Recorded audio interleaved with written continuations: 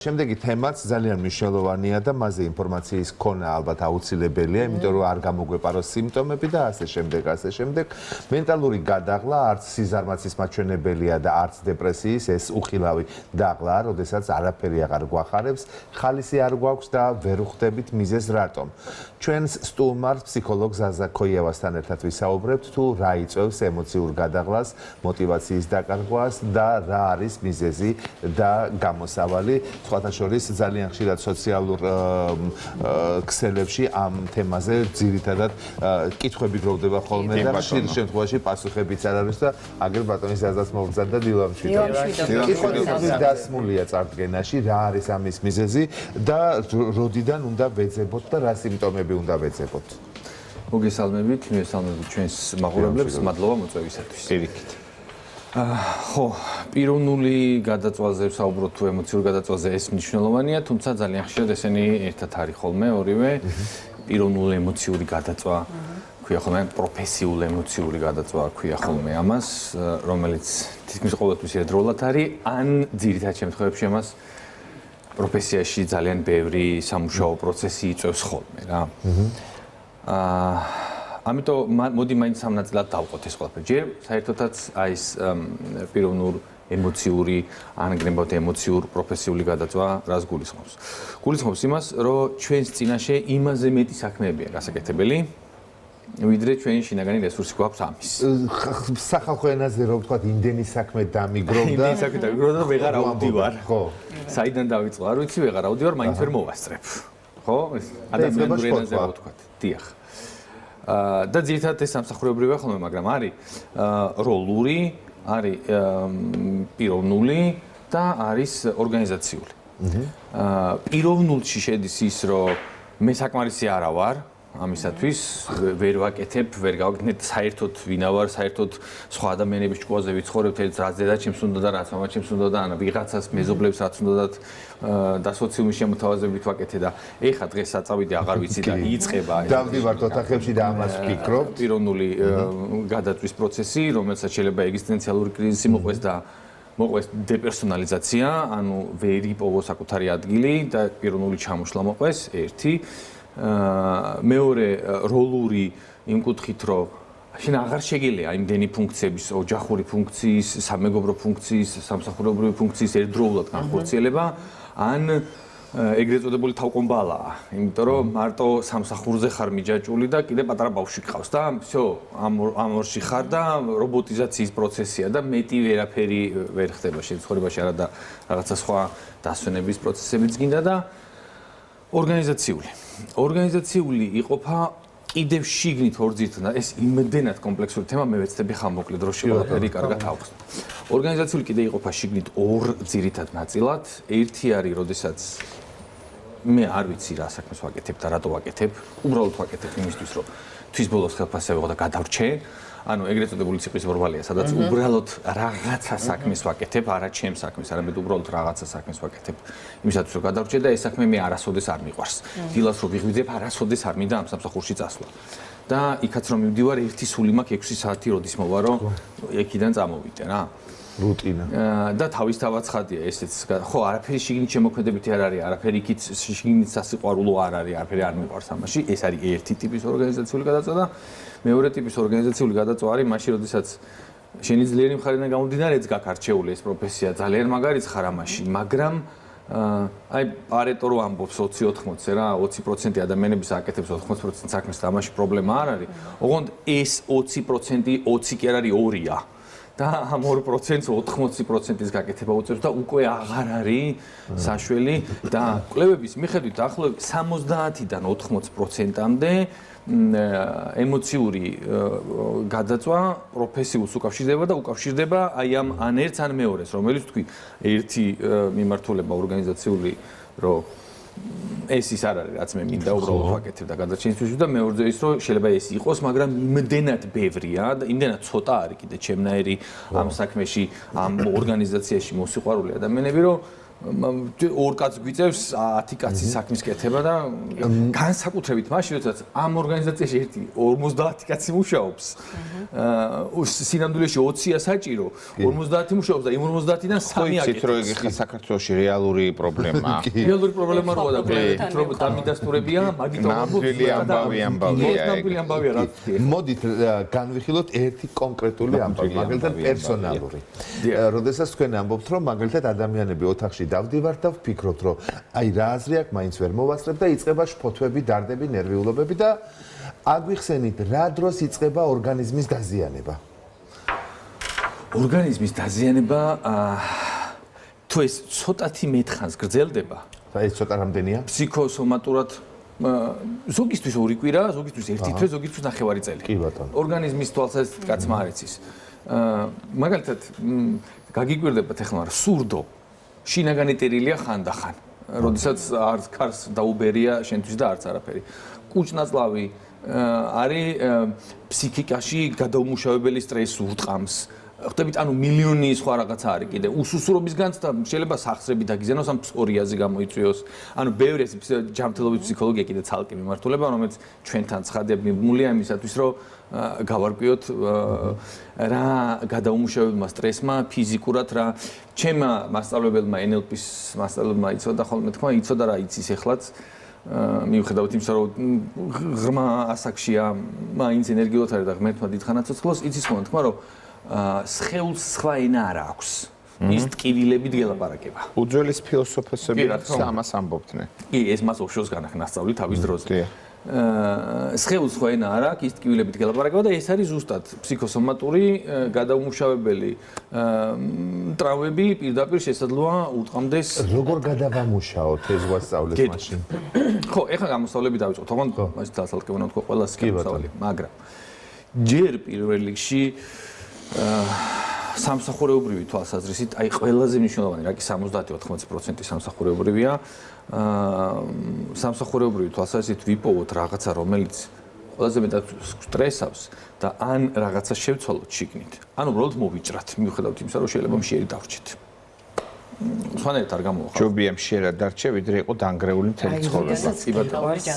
შედი პროფესია ძალიან გიყვარს ამ აი გრძნობ რო შენ სხვა არაფრის გაკეთება არ შეგიძლია მაგრამ არის მომენტები როდესაც აი ისიც კი სტრესია კარგად თქვა წარმატებაც სტრესია ამდენი ბევრი სამუშაო რომელსაც სულ ელოდები და ნუ ბედნიერი ხარ როცა ბევრი გაქვს სამუშაო მით უმეტეს ხარ ჩემ პროფესიაში მოლოდინის რეჟიმში ხარ მუდამ და აი არიქა ბევრი სამუშაო მოვიდა როლი მაგრამ ეგრეთ სტრესია ვერ გამოდიხარ აქედან იქნება ვერ გაუმკლავდე მაგ სტრესს არ აქვს მაგ სტრესს რა თქმა უნდა ეგ პასუხისმგებლობა და ზედმეტი სიხარული ან უეცრად მოლოდინის დროს უეცრად დიდი სიხარულის ელდის გადავიტანთ ამის გადანაწილება როგორ ცხადია ეს სტრესია ქალბატონ ნანა ოღონდ ნეტა სულ ეგეთი სტრესები გქონდეს. კარგით, მაშინ ის განვიხილოთ, რაზეც გიორგი მაგნიშნა, რომ საქართველოს რეალობაში ეს ნამდვილი პრობლემა. როდესაც ორგანიზაციაში მუშაობ და ადამიანები შედიხარ 5 კაცი არის და შენ მუშაობ 4 ისვენებს. ხო, 4 ისვენებს და ეს 4 მუდმივად ისვენებს. სამა იქიდან არაფერი არ იცის, მაგრამ ჭკვიანი გონია თავი. ერთი გეხმარება და ცუდად აკეთებს და ჯობია რომ საერთოდ არ აკეთოს და მარტო შენ აკეთებ. და პარალელურად ამას ემატება ნერვიულობა და სტრესი, რომ შენ მუდმივად მუშაობს და არცად არ კი და საყვედურებით შეგხვდება თუ რამე. აი ეს განვიხილოთ ახლა როგორ მოვიქცეთ. ჩვენ ამ 4-ს ვერ გავაკლით, რა თქმა უნდა, ხო, იმიტომ ის დიდი უფროსმა მოიყვანა სიტყვაზე, ყველგან ასე არის ეს. კი, გააჩნია რა ტიპის ძალაუფლება გასაგებ შემთხვევაში. ხო, ასე დროს ჩვენ ხო რაღაც რეალურ სიტუაციებს ვერ ვცვლით. უბრალოდ ერთადერთი ვიცით სახში წავალ და ვინერვიულებთ მომდევნო დილამდე სიტყვაზე, როცა ეს პრობლემა დგას. ხო, აი ოდნავ მენეჯმენტისკენ გადავიწიოთ მაშინ, სულ ოდნავ და ერთ საინტერესო ამბავს გეტყვით. და ძალაუფლებაში რა ვიგულისმე გეტყვით. მაინც მნიშვნელოვანია რა ტიპის ძალაუფლება გაქვს ორგანიზაციაში. ეს უბრალოდ არ გულისხმობს თანამდებობრის. რიგით თანამშრომელი ვარ დაუშვათ. გეტყვით. ეს მაინც ძალაუფლებაა თუ შენ სუპერ პროფესიონალი ხარ საქმეში და ზემოდან ამას უყურებენ. ხედავენ. ჯერ კიდევ 1969 წელს, 1969 წელს ხალხო ამერიკის შეერთებულ შტატებში პეტერ დრუკერი წერს წიგნს The End of Economic Man. ეკონომიკური ადამიანის დასასრული. და იმავე წიგნში ძალიან კარგად აქვს შედარებული რომ იწყება ცოდნის მუშაკის knowledge worker-ის ეპოქა და ეკონომიკური ადამიანის მისწრაფებები რა არის და ცოდნის მუშაკის ადამიანის მისწრაფებები რა არის, ეს ერთი და მეორე რა როლი აქვს ეკონომიკურ ადამიანს და ცოდნის მუშაკს და მესამე როგორ ეპყრობა ეკონომიკურ ადამიანს უფროსი და ცოდნის მუშაკს უფროსი. ვინ არიან ესენი? ეკონომიკ მენ არის ტრანზაქცია ესეთი ფული სამსახურის ნაცვლად, ხოლო ცოდნის მუშაკის არის რომ საკუთარი განვითარება ღირებულებითი თანხმედრა დაფასება აღიარება, რა თქმა უნდა პლუს ხელფასიც, ესე იგი სამუშაოს ნაცვლად. და ცოდნის მუშაკი დგება და მოდის ასეთ სიტუაციიდან და ამ დროს ის კი არ კარგავს სამსახურს, არამედ ორგანიზაცია კარგავს მას. მაგრამ როგორ მივიდეთ ცოდნის მუშაკამდე, ეს კიდევ ერთხელ იწყება პიროვნების ჩამოყალიბებაში და წახვალ წამოხვალ ყველაფერი მაინც მიდის პიროვნულ განვითარებასთან, საკუთარი ძლიერი მხარების პოვნასთან, საკუთარი თავის დაფასება აღიარებას და პირველი შეკითხვა ჩემი რაც არის ხოლმე როდესაც ჩემთან ამ ტიპის სიმპტომებით მოდინარ, ის შენ რას ფიქრობ საკუთარ თავზე? როგორი ხარ, ძლიერი ხარ, სუსტი ხარ, რა შეგიძლია პროფესიულად, როგორი ხარ, ჭკვიანი ხარ, საშუალო ხარ, შენ ჩამნაცვლებელს ხვალვე იპოვიან თუ როგორა შენი საქმე? მიხდით და რას ფიქრობ? კი, რას ფიქრობ შენ? და ამის შენ რასაც ფიქრობ, ის იგრძნობა გარშემო, საკუთარ თავზე შენ რას ფიქრობ, ის იგრძნობა გარშემო და ამის მიხედვით ძალიან ბევრი რაღაცები ხდება ხოლმე. მე როცა თქვი რომ მოვიჭრათ მაშინ ეს სამსახური, ეს იმას კი არ ნიშნავს რომ უმუშევრები დარჩეთ. ეს იმას ნიშნავს, შენ თუ არ აგაკ იმედი იმისა, შენ პიროვნულად შენ, მიუხედავად ჩემი ღრმა პატივისცემისა სენს მიმართ, თუ არ აგაკ იმის იმედი, რომ ხვალ აქედან თუ წახვალ ზეგს ხვაგას სამსახურში, მაშინ გახრეტილი გროშია შენი ფასი. ხო, ეს პრობლემა არის, მაგალითად ძალიან ხშირ შემთხვევაში. ხო, თვით ზოგჯერ ამბიცია, კარგი გაგებით ვამბობ, ან შეფასება არარეალურია ფესვსთან, ანუ ბაზასთან და რაც რეალურად მე პრობლემებს ქმნის. როგორ არ ვინერვიულოთ, აი მაგალითად ჩვენ ხომ დავიწყეთ რომ მენტალური გადაღლა, სტრესი, როგორ არ შევიმჩნიე, ზოგჯერ არის რაღაცა პრობლემა და ფიქრობ რომ მოდი მეც მეფიქრია ხა ამაზე ხო ადამიანი ვარ რომ მოდი ამაზე არ ვინერვიულებ გავიარე მაგრამ ერთ საათში ისევ დავბრუნდი და ვიწყებ ავტომატურად ნერვიულობას იმიტომ რომ ვიღაც ადამიანმა ვიღაც ადამიანზე ძალიან ცუდი თქვა ან დაწერა ან რაღაც გავაგრძელოთ ანუ ჯერ საკუთარი თავის შეფასების პროცესი რაც წეგან თქვი ეგ არის უმნიშვნელოვანესი აუცილებელია და ვინც არ დაგვაფასებს იმისგან უბრალოდ მოშორება მეორე იცი რა, მე მქონდა პერიოდი, როდესაც კვირაში ყოველ დღე ვმუშაობდი. დიახ.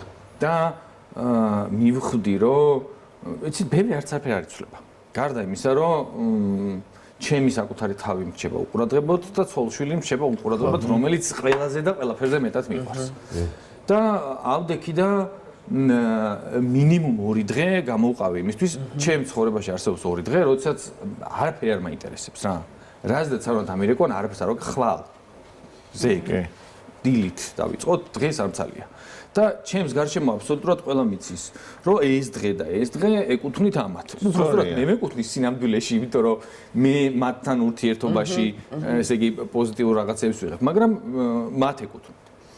შემდეგ რაღაცა პერიოდის განმავლობაში არ არსებობს რო ვერ გამონახოთ რომ რაღაცა საკუთარ სადღაც გაძვრე ვიღაცებთან ერთად ახლობლებ ოჯახთან ერთად მარტო დარჩე ამას დაუთმო არაფერი არ აკეთო თუნდაც სასტუმროში გეძინოს ეხლა ადამიანებს უშინდებოდ ხოლმე რაღაცნაირად დანაშაული შეგრძნება ადამიანები რომლებიც დამოკიდებული არიან თქვათ მუშაობაზე და ვორკაჰოლიკები ეგრეთ წოდებული კი ბატონო ასეც ეძახიან ძალიან ხშირად როცა აქვს იმის საშუალება რომ დაისვენონ არც არაფერი უდგას წინ დასვენებას მაინც შეგიძლია საკუთარ თავს ვერ ეშვებიან ვერ დუნდებენ არ აძლევენ საკუთარ თავს დასვენების უფლებას სინამდვილეში იმიტომ რომ ისინი მომავალზე ორიენტირებულები არიან უფრო მეტად ეგ ზიმბარდოსა კარგად ნათქვამი მაგრამ მანამდე სიტყვას ვიტყვი სინამდვილეში როდესაც აი ამ ტიპის რესტარტს აკეთებ აი როგორი ტიპის რესტარტია ეს იცით ხო რომ ზღვაში როდესაც გემი დაცურავს მას ძალიან ბევრი ესე იგი ზღვის მოლუსკი მიეკრება მოლუსკები ეკრობა და ის ნელ-ნელა იწყებს ზღვაში ჩასვლა. თქვენ ახლა სამსახურიდან 2 დღე რეალურად გამოენთავისუფლეთ, მაგრამ მე თქვენ ამაზე რომ საუბრობთ, უკვე მე ნერვიულება, იმიტომ რომ 2 დღის პაციენტები ორშაბათს მოგიგროვდათ კაბინეტთან 100 კაცი. და არ გეწყებათ ნერ შფოთვი რომ 100-ს მივიღებ თუ არა და ვაი რა ის კვირის განმავლობაშია გადანაწილებული. კვირის განმავლობაშია გადანაწილებული, ჯერ იმას დავასრულებ და მაგასაც ვიტყვი. და შემდეგ ეს გემი როდესაც რაღაც ზღვარი არსებობს რა გემის რომ იმის ქვევით თუ ჩავა წყალი გადაყავთ მტკნარ წყალში ესენი შორდება გემი ისევე ამოდის და შემდეგ ისევე გადის თუ ამ გემს ასე არ გადავიყვანთ საბოლოო ჯამში ან ჩაიძირება ან ვერ ივლის და ასე ანუ აი ეს დასვენების პროცესი ისევე როგორც ხოთა შორის შუადღის 1 საათიანი შესვენების პროცესი შუადღის 1 საათიანი შესვენების პროცესი ტვინს აბრუნებს დილის 10 საათზე რა კონდიციაშიც იყო იმაში როდესაც ადამიანები შუადღის 1 საათს არის ვენებენ არ ძალიან ბევრი საქმე მაგრამ კვლევა არის ჩატარებული რომ ვინც არის ისვენებს ის უფრო გულისხმობთ ოფიციალური შესვენებები როა ხოლმე ოღონდ ამ შესვენების დროს სამსახურზე არ უნდა იფიქრო. კი ბატონო. ეს აბრუნებს ტვინს ეხა ის მომენტიც გითხარით, თორე საერთოდ რომ ძალიან ცოტა გვაქვს. ხო, რა გავაკეთო. ესე იგი, რა მკითხე თავიდან მითხარი? რომ მე ნერვიულება რომ თქვენ გადაანაწილეთ თუ არა იმ ორი დასვენების დღის გრაფიკი. აი, მან უკვე არის პრიორიტეტების დასახვა და მათი აღსრულების დისციპლინა. ჩვენ როგორც პარეტოს აქვს 20-80-ზე ორგანიზაციული თვალსაზრისით, ასევე ხდება ადამიანებთან მიმართებაშიც. ანუ ჩვენ ახლა რომ ჩამოვწეროთ ჩვენს მიერ გაკეთებული გასაკეთებელი საქმეები, იქ ვიპოვით საქმეთა 20%-ს, რომელიც გვაძლევს 80%-იან უკუგებას. უკუგებას მატერიალურს, ფსიქოლოგიურს, ემოციურს, ადამიანურ ჯანმრთელობის თვალსაზრისით და აი ამ 20% საქმეებისას რომელიც 80%-იან უკუგებას გვაძლევს, ხო? გვაქვს საქმეთა 100%, დროის 100%. ამ საქმეთა 100%-დან გამოვყოთ 20% საქმეებისა, რომელიც 80%-იან სარგებელს უკუგებას გვაძლევს და დავუთმოთ მას 100%-ის დროიდან მოკლედ ძალიან ძნელია ბატონზაზასთან განშორება, მაგრამ საერთო დროს თავისი კანონები აქვს. ჩვენ იმედი გვაქვს, რომ კიდევ არაერთხელ გიხილავთ ჩვენ სტუდიაში, იმიტომ რომ თქვენს მოსმენას არაფერი. მე ხო ერთი მნიშვნელოვანი რამ გავიგოთ, რომ თავის დროზე შესვენებები როა გამოცხადებული კარზე რო არ წერია 14-დან 15 საათამდე შესვენება, ესე იგი ირგებს ადამიანი. კი ბატონო.